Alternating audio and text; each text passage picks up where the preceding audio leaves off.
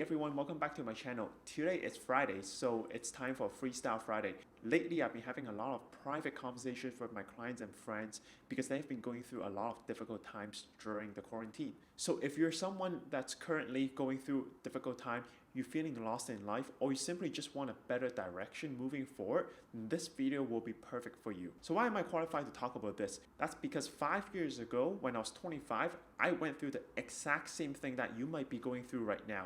In 5 years' time, I went from someone that was completely lost to meeting the love of my life, who I married 2 years ago. And I also started my own business and grew it into a very profitable firm. So before I share to you what I learned in this 5 years journey, I just want to tell you this right now. No matter what stage you are, what age you are right now, being lost, it's okay. We have this false stigma in the society where we have to act like we know what to do all the time. And if you don't know, then you're perceived to be weak. Every time I have a major breakthrough in my business or in my life in general, it starts from feeling lost first. So I can say personally that if you're feeling lost right now, you are actually entering the beginning of your next breakthrough. So in this video, I will be sharing with you the 5 steps that I took to regain my momentum and my direction in life, and how you can pick yourself back up and craft a life that you truly want. And these are also the 5 steps that I always take whenever I feel a little bit lost in life. I always revisit this whole procedure again and again. So number 1 is to embrace the fact that you're lost and also take time for yourself. As human beings, we hate the feeling of being lost. So whenever we feel that way, we either try to hide it or completely ignore it. And in my experience, it always does more harm than good. So whenever I feel lost, I always admit it to myself first that I am lost, but it's okay because it's part of the growing pain. I am in the process of improving myself to become the better Jackie in the future. And I also give myself time to calm down so I can think more clearly about the next steps.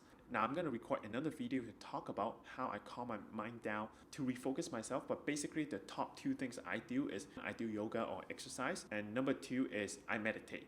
Because those things allow me to focus on the task at hand. My mind is free to go wherever it wants to go and think about all the thoughts I want to think about. And once I'm done with those thoughts, I can recenter myself and come back. And now I'm calm and I'm focused and I'm ready to move on to my next step. Number 2 is to reflect on your past work or project and pick out the one thing that you enjoy the most in the whole process. A lot of people have a misconception that in order to have a perfect life, I need to have the one perfect job or business for me to do only the things I want to do and none of the things I don't want to do.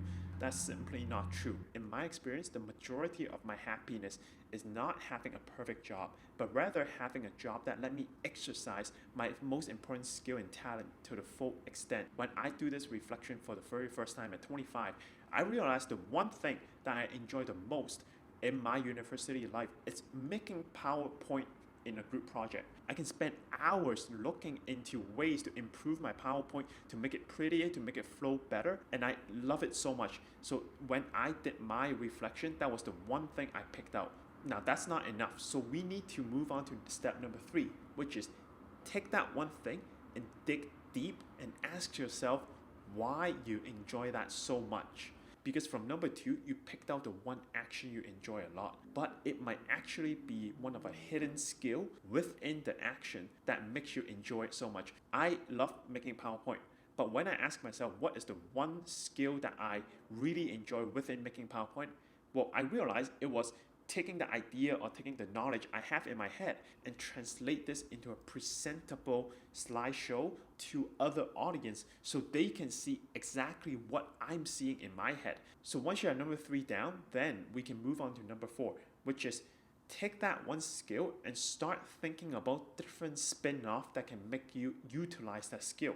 So I realized in my case, the skill I enjoyed the most was taking something in my head and explaining to other people and make them understand. So going from that direction at 25, I took that and I spoke with my mentor, who basically suggested me to try the financial advisor field. So the role of financial advisor is basically taking complicated financial product and knowledge and strategy and explain it in a way that even a client with no knowledge in the financial field can follow you and understand. So what you can do is take the skill you enjoy the most and be creative and write down all the different spin-off you could have that can let you use the skill.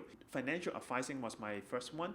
I've since developed into coaching, to being a speaker on stage, to now starting a YouTube channel.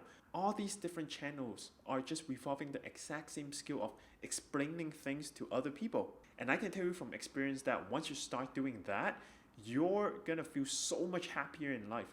Work no longer feels like work. It just feels like hobby every day, and you're actually excited to wake up and do more work. Alright, so the last step is actually to take action. It doesn't matter what you start, it doesn't matter how little resource you have, just pick something on your spin-off list and start doing that right away. Because immediately you will get real feedback and real experience of using that skill. Remember, reading or watching or thinking what to do, those are great, but it will get you nowhere unless you take the very first step. And even if you fail, it's okay. Like I said, failure is nothing to be ashamed of. Failure is actually good. Failure is the first step for a major breakthrough. I want to give you one last bonus, and this is something that really helped me. And this is to find a mentor or supportive peer so you can grow together. Looking back, the one thing I've done consistently that helped me so much is always have one person that I can speak with to get ideas from. Now, you have different ways to finding a mentor. You can look at the big names online, but one thing I highly recommend is actually look around you and pick one person who is currently living a life or a lifestyle that you want to live in the future. And you start by talking with that person. And you can simply ask, hey, I'm looking to grow myself in the future, and you're living a life that I want to create in the future as well for myself. Do you mind if you become my mentor and I can run some ideas by you and you can help me improve? You would not believe how many people will be willing to say yes and provide you the help that you're looking for. And also, if you like this content, you like my channel, make sure you like and subscribe. This is Jackie. I hope you found this interesting. I'll see you in the next video. Bye.